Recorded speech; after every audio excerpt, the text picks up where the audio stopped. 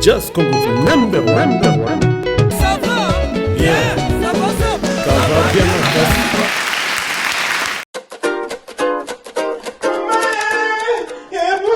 Bonjour Yaya. Bonjour Noko. Maman Koko tata Mose. Qu'est-ce qui se passe en fait? Noko akufi na Kinshasa. Natinda bongo na agence ya mangangi $800. Agence comment on appelle sa famille mbongo ndambu. Ebe bezo pole. Na lingi risque. Écoute-moi s'il te plaît. Yaya. Écoutez-moi. Awa eza agence Mofa.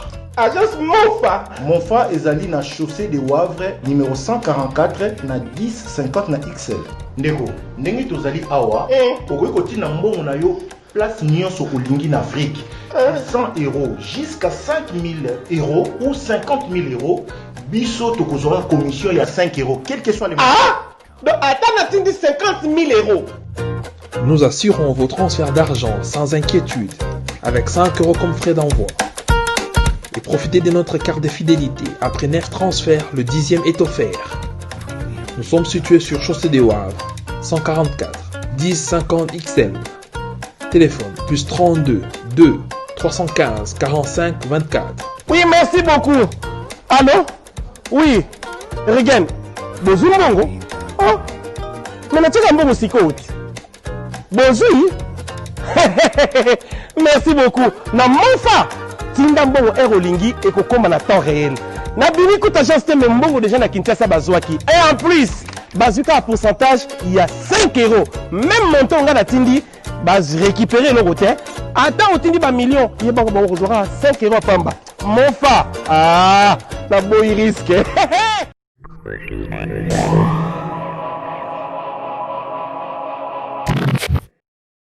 Salut chers abonnés de Dias Congo Multimédia qui vous propose Semaine Critique, une émission qui est présentée par moi, votre humble servante Lisette Lumingu.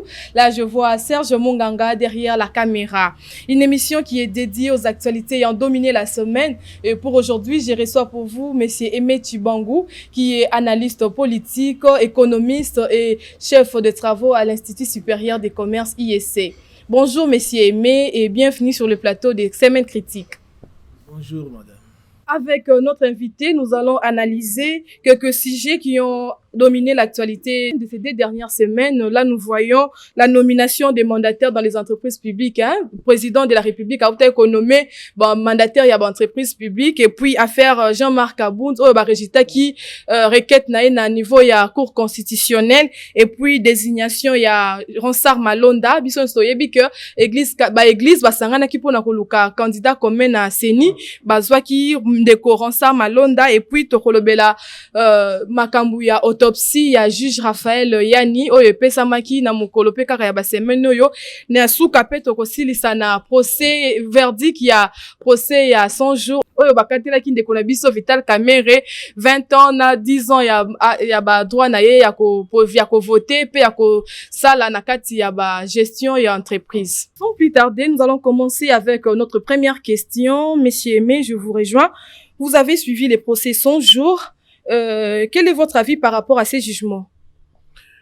Oui, je crois qu'hier, tous nous avons suivi le verdict qui a été rendu Kamerhe. Donc, il était prévenu, mais maintenant là, il est maintenant condamné. Donc, Monsieur Kamerhe et Jamal, les responsables de l'entreprise Samibo, les deux sont condamnés à 20 ans. Aussi, Monsieur Mouyouma, le conseiller à la présence en matière d'import et export, lui aussi est condamné. Je crois que ce procès-là, moi, d'après mon point de vue, c'est un procès tout à fait pédagogique. Je crois qu'avec ces procès, tous les détournaires sont avertis. Ceux qui se lancent ou encore ceux qui voudraient, ceux qui pillent souvent les pays, ceux qui font que la population vive dans cette misère. Je crois qu'ils sont avertis et ils ne vont plus continuer avec ces pratiques d'anti-valeurs. Donc là, le président de la République a donné les temps et la justice a fait son travail. Et surtout, j'ai aimé, il n'y a pas eu d'interférence, il n'y a pas eu d'injonction. On a laissé vraiment la justice faire son travail de manière tout à fait indépendante. Je crois que nous avons suivi les avocats de la République, les ministères publics qui ont démontré les détournements intellectuels malgré que certaines personnes ne croient pas en ça, mais je crois que nous qui avons suivi ces procès de manière objective et surtout sans passion, nous sommes rendus compte qu'effectivement, il y a eu un détournement intellectuel. Donc, on a compris que l'ancien directeur du cabinet du chef de l'État agissait par personne interposée. Il ne s'attendait pas que la justice va mettre la main sur lui. Et voilà, ça a été bien établi. Je crois que le juge hier a encore repris tout ce qui a été dit jusqu'à tirer une conclusion et à condamner M. Caméré 20 ans de prison. Et selon vous, quelle chance donner encore à Vital Caméré par rapport à son parcours politique? En tout cas, madame, sans flatterie, pour être franc, il faut dire que sa carrière politique, là, est presque foutue. Quand on vous condamne 20 ans de prison, nous savons que ces avocats ont promis de faire appel. Donc, ils vont faire appel, c'est vrai. Mais seulement, est-ce que on va réduire la peine à 10 ans? Même si on réduit à 10 ans, perdre 10 ans comme ça, c'est pas tellement intéressant. Donc, je crois que tout ce qui lui reste, c'est d'encadrer des jeunes gens qui veulent se lancer à la politique et surtout leur dire de ne pas détourner l'argent du contribuable, les deniers publics, en fait. Merci beaucoup, monsieur Aimé. Nous demandons une publicité et après nous allons revenir sur ce plateau.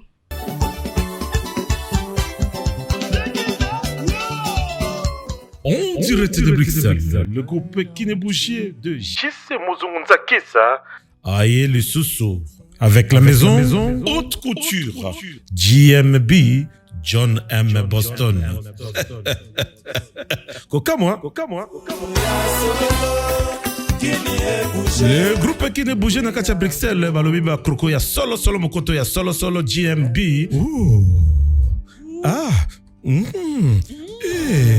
Yo kelengi John N.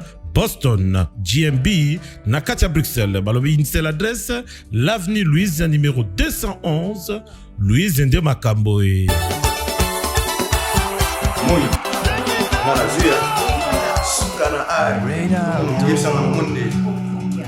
Ezalaka pe kaka ya solo ya solo pena ndenge bayebisi yo balobi mokoto ya solo na etaleli na emekeli yo kelengi na John M. Boston John N. Boston nde makambo. John Boston, la classe, la différence, la qualité. Congolais défouetté. Avenue Louise numéro 211 na ndeko na biso congolais, consommons congolais. Et y a ndeko na biso qui ne bouge. Oh non, c'est magasin qui ne bouge. Ezalaka na Congo, alors basel biso ngo na kati ya Belgique. Bandiko Balandi, toza kaka na Monsieur Aimé Tchibangu, waza analyste politique. Toyambeli bino yo na plateau ya semaine critique pour na ko critiquer ba pe ko analyser ba information nyonso o ele kaki na mokolo ya banda semaine banda mokolo lundi ti na mokolo ya lelo dimanche.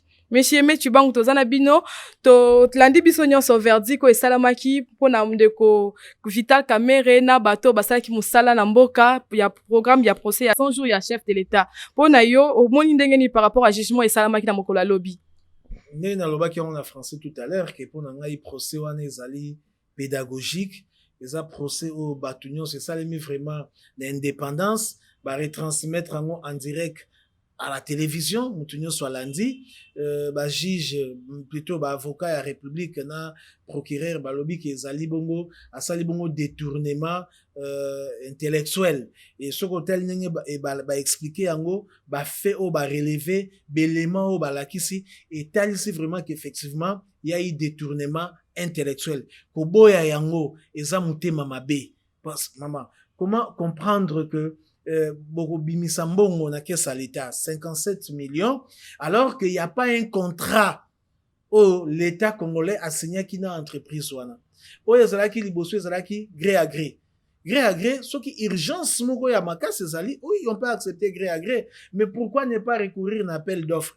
Pour retenir candidat malamu linga ko yana ba prix ya bien na banda ko bien musala ba préfabricant ya malonga. Donc déjà côté na moi erreur ezalaki na bandeko ba pesa marché comment bongo ko bima na caisse à l'État sans contrat, et ça déjà infraction. Bongo bandeko bazolo bakio eza procès politique yo lobani. Te ndeko ko benga ngo procès politique tika ngana so Tintin pour ngana moni ki politique te na procès wana toyoki ki politique te tango bandako kopesa me pas Soraya tango bandako ezopesa me pas Daïda tango bandako ezopesa me pas Masaro politique na kati swap na yata ko tuteke membre moko ya INC basomblage pe lopango to bapesa ki autant to tikali ata ko yoka yango te mama. Alors comment on peut nous dire que procès na zalaki politique ba question tout na maki justement ba réponse pour bande kopesa nga na sala droite na sala économie mais kolanda ka ba réponse on de ko caméra bande kopesa ozo se rendre compte que ta pas à côté ba tout une question au moment na ko banda akozwa bandi réponse na ye na likolo abaluki aleki azongi akopesa réponse te na ba question ba kotuna déjà zalaki moins bizarre même bo basala droite bande ko mona ke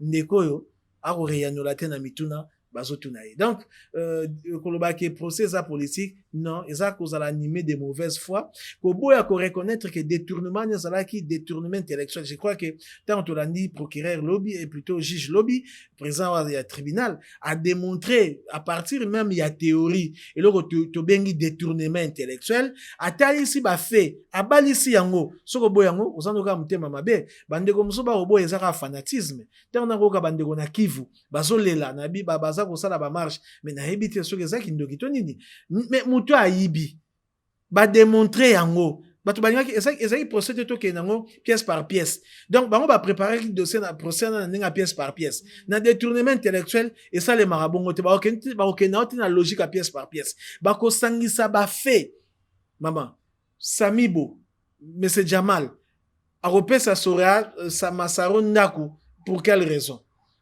même ata asala musala ngona Sonas tu o Sonas se futaka bato soki tokangisi mbongo Sonas se futa même na bakopa mike akosangisa 1 million mama to zala série mama Amida tanga sali ba témoignage na ye bambongo ba nango na kati ya banque mais ya lo baki keza bamboka ba cadeau na bango na bazu yango na ba cadeau mariage yango ndenge nini Prince Charles asala mariage mama aleka montant ya $700,000 te o aza Prince Charles je crois o ba yebani ba bengi bato ya misolo ya ndenge na ndenge bakoma na montagne te mais sikutu alekata 30,000 te kaka yo non toi bana mikete ça sautait aux à moins que aux anons animé de mauvaise foi ça sautait des que bato yo bazokosa bazolo ba soloté bo soloté yango po moni juge tant à réunir belément à se prononcer abi non de quoi ça réellement détournement intellectuel zolanda mama et puis ndeko Samibo na maboko walobi azoika soki 7 millions bon 50 sur 48 ba lobana eke panan wana peka ka ba koseli makambo bandeko nyonso ya tangaki alobi ono azalaki na bango asalaka commission basalaka bandeko ba bandi ko siéger quand bandi ko siéger après que ye a posé déjà ba axe atie bango devant un fait accompli tout ça banami qui était pour te comprendre makambo nyonso il faut pas le bango na monoroni pour ba comprendre pourquoi il a agi ainsi yem tapé ce qui ordre que bambongo ebima parce que bango ba tuna nani tant on le sur instruction du chef de l'État donc chef de l'État me ça qui est Zwambongo kende ko somba bandako Zwambongo kende ko sala nango loko boy ya lobi asenga ki neti pour bandako na eza na poto ba immeuble na ye asenga ki adefa ozo mona ndeni pour na likambwana mama wana soki akokosa bandeko ya walungu akosa bango soki pa kokosa bandeko ya INC pour na landi bandeko ba ko sala déclaration na bango il y a je crois aujourd'hui ou demain soki akokosa bango mais biso akokosa bisote biso akokosa bisote akoki kokosa ba avocat de la République te akoki kokosa ministère public te akoki pe kokosa juge te akoki de côté donc condamnation on ndekwazo mérité yango ngako nazo kamwa bandeko ya INC na ebité tango bambongo ne bimaki bandeko ya INC basoki mbongo est-ce qu'il y a pesaki bango mbongo na bambongo ya nyonso kai batangi kombo ya mutu mo ya INC ke azoka ata 2 millions mais bakombo yokaki ya Soraya bakombo yoki ya Daïda bakombo yoki ya Amida Chature na Masaro moi mbalo ba miseba benga Gombe na Gombe donc vous sentez même temps azo témoigner avec beaucoup de légèreté donc azo kosa lokola mwana muke na ebite soki même mwana ngai waza na primaire akoyi po kosa tande mwana vous sentez que na kokosa mutu eza dépourvu na bon sens na kati na ye donc wana même ata bololé à croire na ngote donc makamwa nyonso bato bakoloba to yebite soki bandeko bandeko zela bayela bango document voilà o camera muta signé document oh Kamere muta signé azwaki mbongo na banque aka sombi lopangu donc na 57 millions na quoi 50 millions alongolaki 2 millions yango maman pardon s'il vous plaît tala ndeko ya wakende ko dédouaner biloko ba pesi mbongo comment comptable public sont sérieux abimisa mbongo na banque akende ko pesa ngo mutu na ndaku na ye s'il vous plaît c'est nous insulter franchement de wana nyonso il fallait batika bato mosusu alobi no balongoli ye mpona 2023 akozala candidat mais boni bozoba ya boye mpo Faci aécarte Kamere ifaluka mambo abatama nsima procès mpona 2023 eza nango simple la base ya IDPS wana balingaki kaka basenga Faci tolingi tomona na 2023 peuple elingaki kosenga Faci tolingi tomona na 2023 Kamere alingi azala obligé à se plier donc Faci n'a pas intérêt ya kokangisa Kamere pona ko expliquer rien na 2023 et bon selon yo omoni ndeni pona avenir politique ya Kamere chance ni ezopesa ye lisusu mais maman soki bakati 20 ans nayebi ke bakosala recours soki ba maintenir ga 20 ans nayebi te soki yo na 82 ans soki 80 ans osala politique ma ya malonga wana mutu e comme na mo ba problème pour raisonner et puis 20 ans plus 10 ans lisusu akoko voter te akoko postuler te na ba pays sérieux le karabongo to monaki Berlusconi tango bakangaki na makambo ya bempo aofuta te bayebisaki okosala soki 5 ou 10 ans okopostule te ndeko Berlusconi apostulaka lisusu te na bapays oyo ya état de droit makambo esalemaka nde bongo. Donc coup de chapeau na président Faci parce que de plus en plus nazo constater epai na ye volonté ya ko changer les choses et abandi esiko esengelaki abanda bato bande kolela mingi économie makambo ebele na bande mingi koyebisa bantu bande même na bémission mingi bayambi ngai na lobi problème na eza makambo économie te mpona économie to na ba politique to na ba stratégie ebele evandi vai na ba tiroir na ba université na niveau ya gouvernement mais problème à Congo et à likambo ya justice. La Bible dit ceci: la justice élève une nation. Et président Faci, ngai personnellement, na senga qui est banana nous na justice, papa. Banana justice. Et après, côté la maramusu sima. Parce que si on a justice, ko banga eko takati na batu.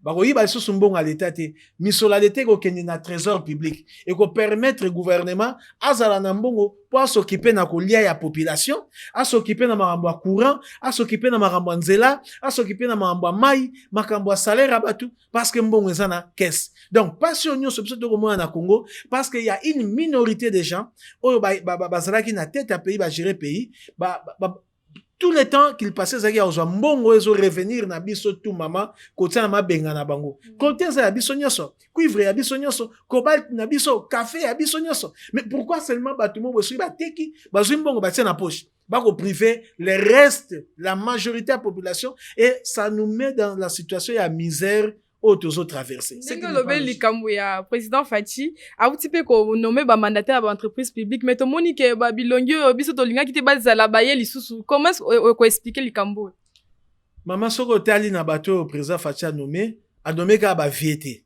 parce que j'ai suivi na tangi na ba réseaux sociaux et bien na réseaux sociaux eza place moko les gens rencontrent beaucoup de conneries ceux qui osent na esprit critique te o banda ko gobe ba bêtises nyonso zo lekana réseaux sociaux. Alors président Faci na bato ya nommé pe bilongi ya ba jeune na ko pe exemple ya ba membre à comité de gestion ya nommé na RPTC na moni Serge Kadima na moni Tina moi ba bilongi moi ba jeune mais na moni pe bilongi ya ba mpaka moko o ba dirigeant déjà o bilongi o bato balingaka te bato nanga na barate hein ne bato comment président Kabila a proposé à bango. Ce président Kabila a léqué sur la ta sondage à tout na ta bato abeta ta tour na chango à tout na non bolingi na la mandataire soit bani ko tanga bato yé moko za surpris parce qu'on a kamora bato na baza pembe na yé bazo ebise mambo zanga tina yé pas ondima non ezana bilongi mususu ezo mérité kutu te azala ta bourgmestre mais malheureusement bilongi wana to moni ba nommé bango ndeko Mende o bato nyonso bato ebele bayina na moni ba nommé ndeko Makila aza sénateur aza honorable et ce côté partout atikitika ba membre famille na ye na barate na bato bazala na ba parti politique na bango comment il tolère des choses comme ça c'est pas possible oza na parti président yaza ki honorable comme ministre moi c'est mtakomi et ozobeta maboko mutabonga zo mérité beta maboko te mutabonga zo mérité bozu mabanga bobambiye Voilà ce qu'il mérite. Mais heureusement, président Facha Sali Malamu, il y a connu ba PCA. Atie bango te ba DG na sa gestion au quotidien. Il y a ba entreprise wana, atie bango ba PCA. Et comme PCA, bango ba no sa politique générale, ba ça ko appliquer au niveau comité de gestion, ba kozala na libo côté na caisse à l'état. Et ceux qui batie ba sakani batie maboko na bango na caisse, il y a ba entreprise wana. Maman, to vivre sous procès mususu retransmis en direct à la télévision. Nenge to ko vivre sur les kalobi ya ndeko kamere. Donc bandeko na boko mona bako kanga bango. Oyebi bato mingi ba banga justice hein. Peut-être to lobeli yango te. Oyebi ke ba proposition de loi moko ba kotisi, ba proposition de loi na soko tenge ngo so mona zo réduire indépendance ya magistrature, ya justice. Je crois que bandeko mingi baza ko telemela yango déjà, je pense pas que oleka. Il faut totika justice à l'indépendance. Ndenge to moni président Félix appelle ça une injonction te. Atikali libanda, atiki justice ça la musala nango. Déjà comment dirais-je pa wana auto marqué, c'est hyper important to mona ba conséquences positives nango dans les jours à venir. Président la kaki biso ki a ko nommer bato ba ozala apolitique, ataki mo ba critère moko mais o asaleza yango te ko ça biso sali yango selon logique ni nomination o. Non, mais maman, soko tali ba mandataire eza mingi ba technicien. Na ebite yo soko moni mandataire moko oyo a technicien vraiment te. La plupart na bango ce sont des bateaux ba déjà au travail na ba entreprise wana, ba na une certaine expertise parce que bitumba mingi ezalaki à ce niveau-là. Peut-être na place na côté à PCA. Bon, quand tu as PCA, goya a PCA ba idée, ba arrêter en au niveau conseil d'administration, mais les DG comme il est aussi membre kuna, ba remeka ko solo là, alors bité to même on po yi a yebi, en expérience par rapport à entreprise. Bande comme ça ba lobby non mais on prend les mêmes et puis on répare. Oui, mais ba ko bateau ba en expertise. Yo au sala musala mo côté dépôt botama. Comment ba zo ba nommer au DG? Aucun docteur. Si kana place aux ali, look expérience gravir ba échelon tant on comme à niveau essentiel ba ko nommer op mais faut que bateau aussi ba sala ou déjà ba sala ba na ka sa entreprise wana.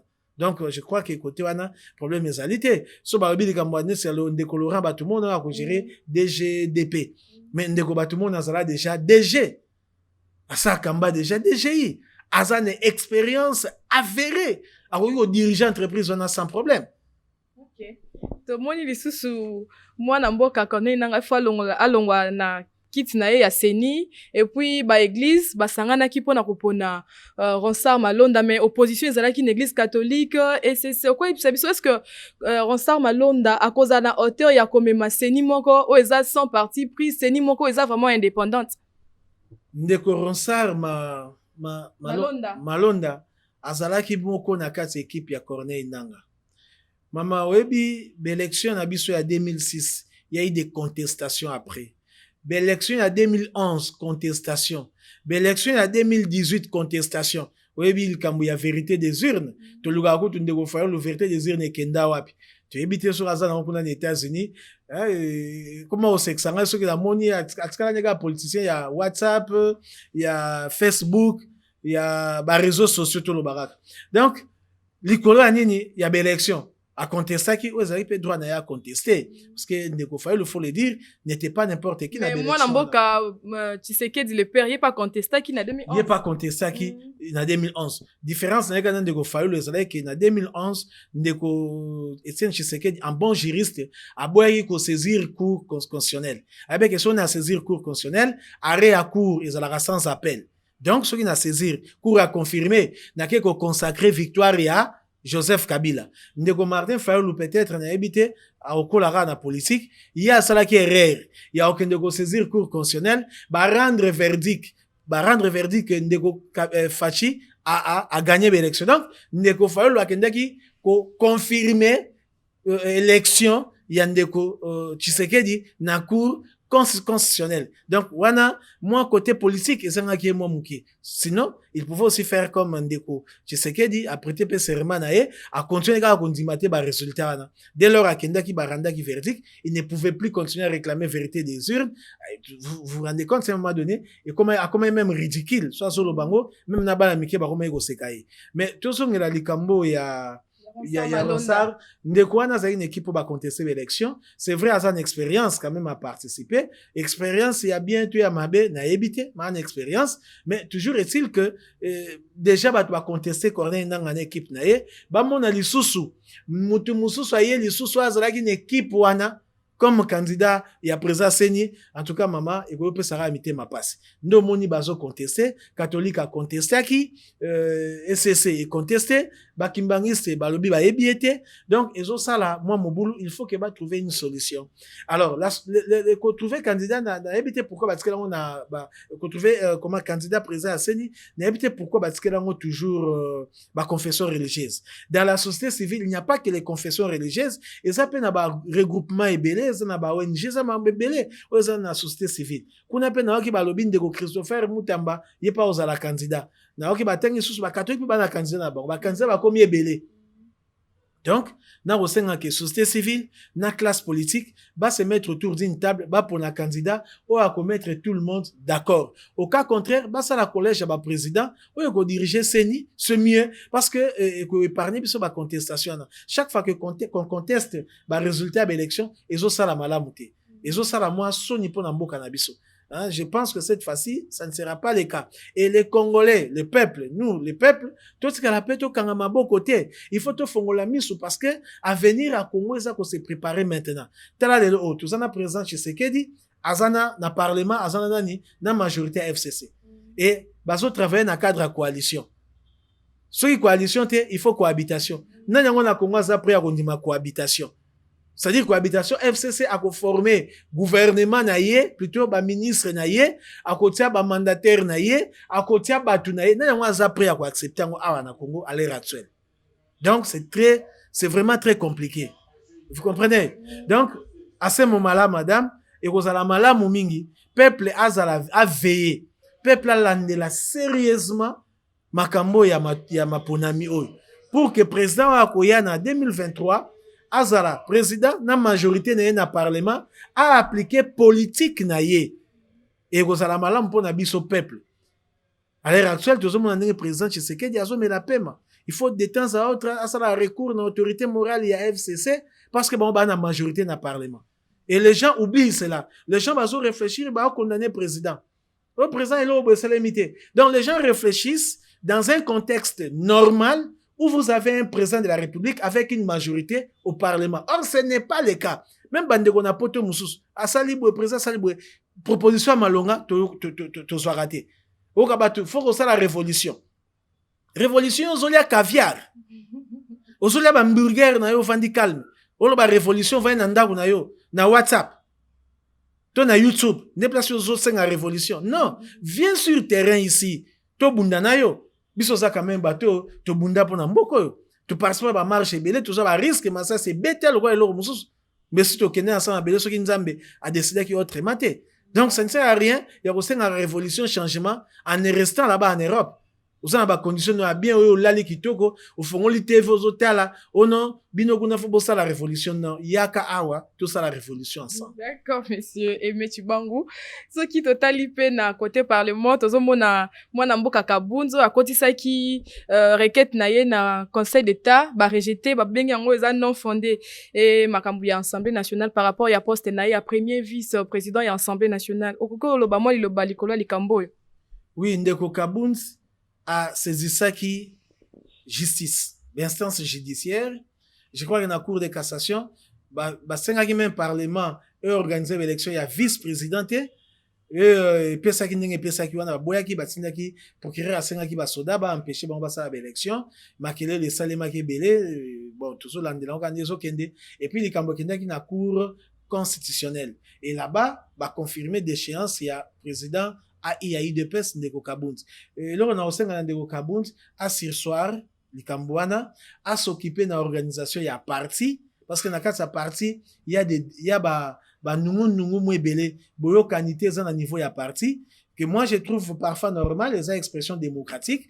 IDPS, c'est ça, par si il y a des bénis, oui. Na IDPS, ça la raté au Vandiozo, c'est le mot d'ordre de l'autorité morale. Mais IDPS, peut toujours comprendre, un bazar n'a pouvoir, mais bazar se comporter d'être opposant. Oui, maman. Il faut comprendre les Kambouana. nakoyanola yango mais tika nasala la réponse ya ndeko Kabund. Ndeko Kabund a réorganisé parti atikela ndeko Mama Nseya o baponi président s'allier confiance. Il sait pourquoi s'allier confiance. Je crois même, d'après ce que j'avais appris, Etienne Tshisekedi à l'époque, ça un peu moins à moi sous confiance, pour ça na seni. Donc je pense que c'est qu'à maman moko ou à sengela ça na poste ça peut faciliter à défendre ben intérêt, il y a peuple ndenge sengeli ben intérêt à parti à défendre yango. Mais les Kambo tsolo ba tout à l'heure il y a IDPS, ba ça quoi opposant, ba tu vas comprendre té. IDPS c'est où na opposition et ça parti moko démocratie et zo régner. Et ça parti moko yoko yate o imposer bato te na IDPS et ça parti wa bengango ya renversement ya pyramide na logique na ya IDPS, c'est-à-dire que na likolo tende ba kozwa décision base mutazwa décision à lobby na likolo batel ndenge nini ba ko canaliser yango pour esala malam. C'est ça l'IDPS. Donc l'IDPS c'est ça parti au théolalo la muki ono tozo c'est la décision ya autorité morale. So ça na parti moko bovandi boze la décision autorité morale, c'est qu'il y a un problème dans ces partis. Il y a un monde qui a parti de l'autorité morale à lobby, à 15 personnes pour à diriger. Parce que bah, tout le monde va quand même à bord de figurez-vous, maman, bah, quand même à bord de l'autorité morale. Comprendre, et puis, dans le cas, ça va quand même à bord de l'autorité morale, au coup, bah, professeur d'université, s'il vous plaît, et ça, la pas si na moté mamakas. Et puis, mais ce encore un professeur d'université, ce qu'on fait de la part de l'autorité morale. Na ba parti de l'okako, bisof autorité morale à zonga, il faut zonga candidat. Donc, vous avez mis ba papa au nyonso parmi bango mutazate. Et là, je donne raison à l'autorité morale. Wana, tanga rolobake, azaï na batute. C'est logique, tout le monde nango, bisomoro na terrain. Donc, ayebaki batune malam. Alors, na IDPS, basé la rabongote, la base se prononce. Parce qu'il y a la démocratie. Au quoi imposer batou, makambute, discipline à parti, il faut ça là. Qu'on canaliser l'aspiration à base. Mais base, c'est aussi parce que si on bien makambo IDPS, base, IDPS, c'est Zosenga. Et ça, makambo opposition plutôt, peuple à Zoloba. Ne, IDPS, déjà, kalabane golate, on soit moni bakonzi, bazo kene mala mute ba telemele ba, on appelle moni mabete, mukonzi bo moni ganga yiba, bo telemele ou le mal. Et ça pour l'intérêt à peuple. Bon, moi, que Mukonzi a promis qu'il va te repérer sa bango courant, à son pesa te base télémélie, ma beza. Mais au moins, que moi, n'amboka Kabunda, mais mis en oti na kati Assemblée nationale, parce que ça dit, il y a makambo le baki pour na congrès, yango va longoli na poste wana. Oui, c'est vrai, vous en avez raison dans une certaine mesure, mais on a l'attaqué casquette né ya militant. Et yango opposition na kati yango ndé mute salaki. Et ça, bon, il faut dire, il y a beaucoup de choses, maman, on est ça, autour de boui. Mais on est battu à 4, c'est ça qui a longa réellement. On est habité. Il y a ma remboursé belé tout le bangote. Mais toujours est-il que, à l'attaque, casquette n'est ya militant, à quoi il digérer président et Sénat, a manqué respect dans le président de la République. Donc, c'était normal à réagir aussi. Mais moi, j'aurais souhaité, il fallait être secrétaire général, il y a eu des PES qui pouvaient encore faire ça parce qu'il y a déjà na poso, na casquette, il y a homme d'État. Maman, ceux qui basent à IDPS, ils continuent à revendiquer, ils continuent à protester. Mais c'est parce que la Mouka est absent sur le terrain, maman. La Mouka qui pouvait jouer les rôles, il y a opposition, il y a opposant. La Mouka na opposition, il y a ça, la Mouka na Twitter. Font la Twitter au monde ba tout ya la muka ba sali ba tweet bango se mambozo ke bien bango ba lo baraté ba passer muku na lobby makambo lobby belé bango ba lo barake so ki peso ke madame tiese Kabila siko passer muku na ke funda Kabila et là on est empêché ki bango ba appuyer passer muku oki ba lobby et le côté kolongola Kabundi initiative ushap la muka pour député za la muka maman makambo le ki a 100 jours haut autant ba tweet ya bato la muka autant ba bato la muka basoko donc bango opposition na bango qui réussit ça contre président de la République parfois il donne l'impression d'être branche moko ils ont ça la sous-traitance il y a FCC c'est l'impression qu'ils nous donnent et c'est ça qui fait que base de l'IDPS a compris ça bien et le président Tshisekedi le disait ceux qui ont eu pouvoir opposition sili yango na zomona opposition ezatengi zo sala nga pasi komona donc vide moko na terrain ozana ngo idete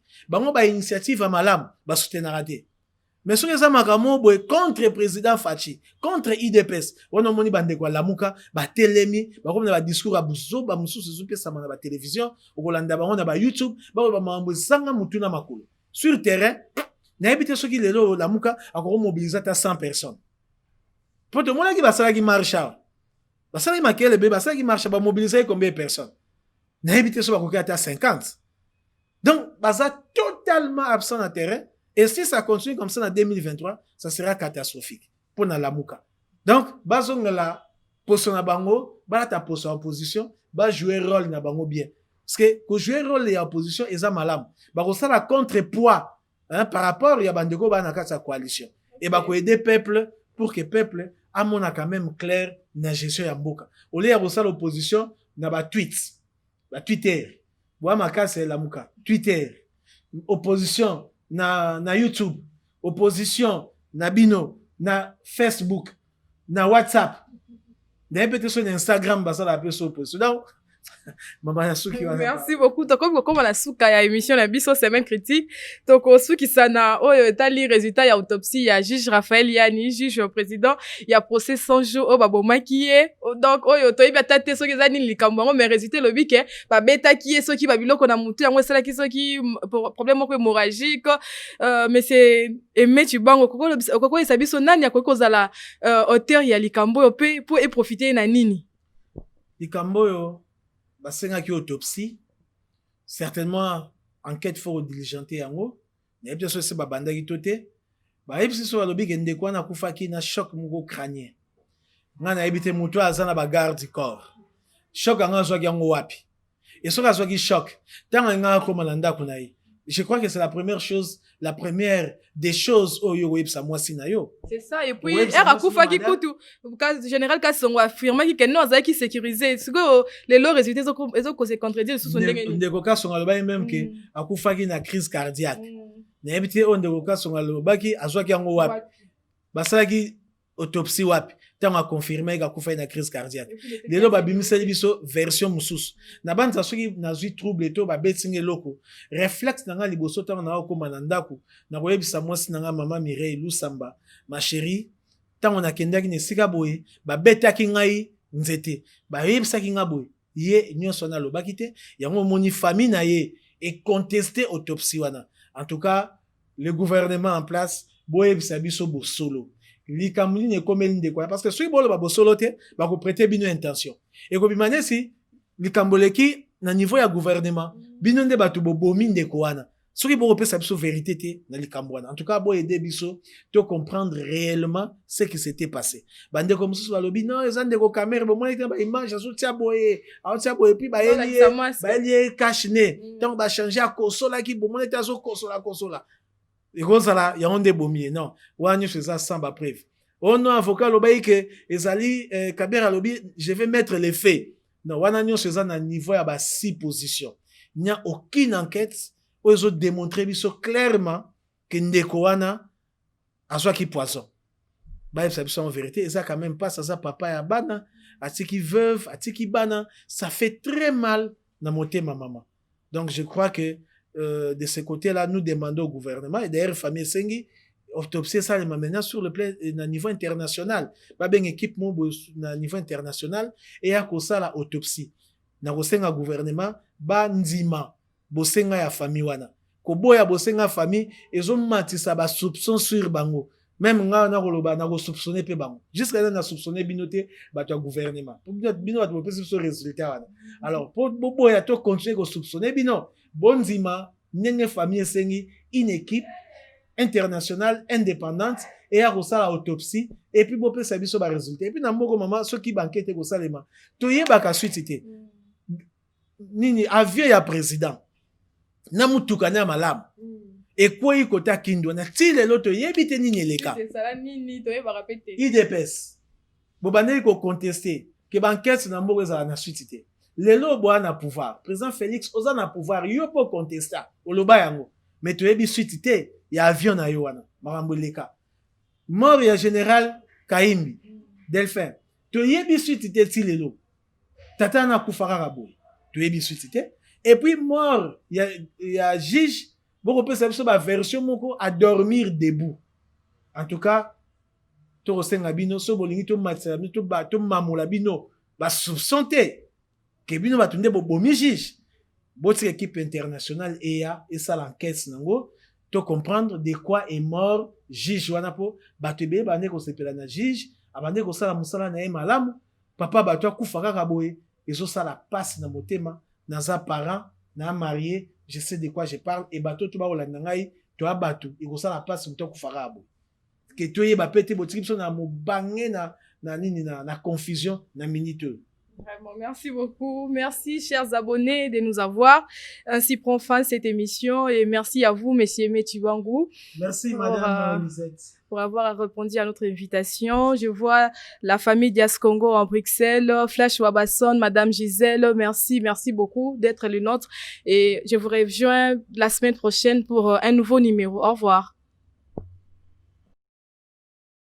Pona bato nyonso bozotuna bolobi makambo Happy Box nga naza musika na kozwango wala c'est facile comme bonjour oke na site na biso happybox.com kaka nde bomoni bakomi wana obeti na acheter box okoti ocontacter biso tokoexplique comment nini okosala po ozwango epai ya badistributeur na biso baza partout dans le monde dans 48 heures seulement oza na box na oyamba Happy Box.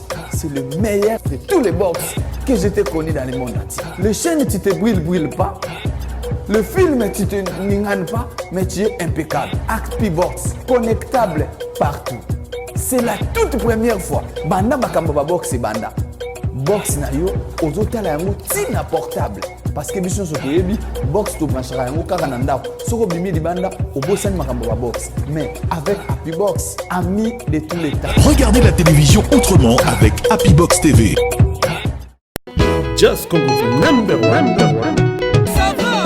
Yeah. Ça va, ça va. Ça va bien.